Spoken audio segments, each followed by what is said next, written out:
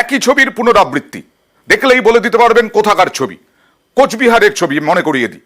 কোচবিহারে আরো একটা পঞ্চায়েত দখল করলো তৃণমূল। নিশীথ প্রামাণিক হেরে যাওয়ার পরেই একেবারে পরের পর পঞ্চায়েত দখল তৃণমূলের। লাস্ট ঢিংডাঙ্গুড়ি পঞ্চায়েত দখল করেছিল, এবার নাটাবাড়ির অন্দরান ফুলবাড়ি 2 পঞ্চায়েত দখল।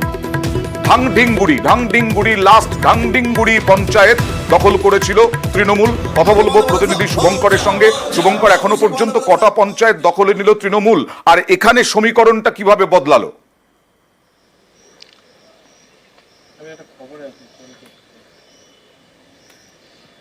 হ্যাঁ অয়েন্দা, দেখো কোচবিহার লোকসভা নির্বাচনে ফল বেরোনোর পর থেকেই কিন্তু বিজেপির দখলে থাকা যে গ্রাম পঞ্চায়েতগুলো আছে সেই গ্রাম পঞ্চায়েতগুলি একের পর এক দখল করতে চলেছে তৃণমূল।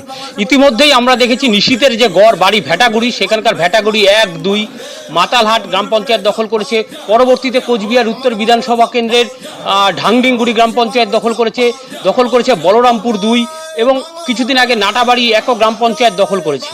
এবং এদিন এই যে নাটাবাড়ি 12টি আসনের মধ্যে বিজেপি 9টি আসন জয়ী হয়েছিল, তৃণমূল 3টি পঞ্চায়েত দখল করেছে।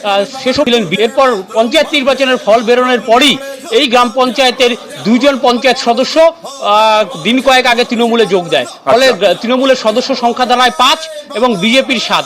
এরপর এদিন প্রধান তো বিজেপিতেই রয়ে গেছেন এখনো পর্যন্ত শুভঙ্কর। সংখ্যা গিয়ে দাঁড়ায় এই গ্রাম পঞ্চায়েতে 8। হ্যাঁ একদমই, দেখো এই যে নাটাবাড়ি অন্দরান ফুলবাড়ি 2 গ্রাম পঞ্চায়েতের প্রধান, তিনি এখনো পর্যন্ত বিজেপিতে রয়েছেন।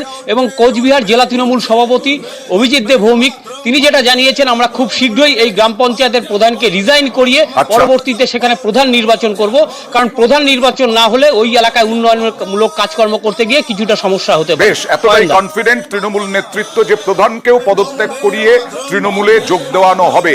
কি বলছেন যারা বিজেপি থেকে তৃণমূলে যোগ দিলেন আর অভিজিৎ দে ভৌমিক তৃণমূলের জেলা সভাপতি?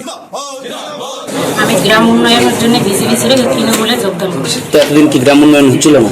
আমাদের গ্রামে কোনো উন্নয়ন হয়নি, রাস্তাঘাট অনেক ধরনের কিছুই নেই আমার গ্রামে। এই জন্য উন্নয়নের জন্য আমি বিজেপি ছেড়ে তৃণমূলে যোগদান করি।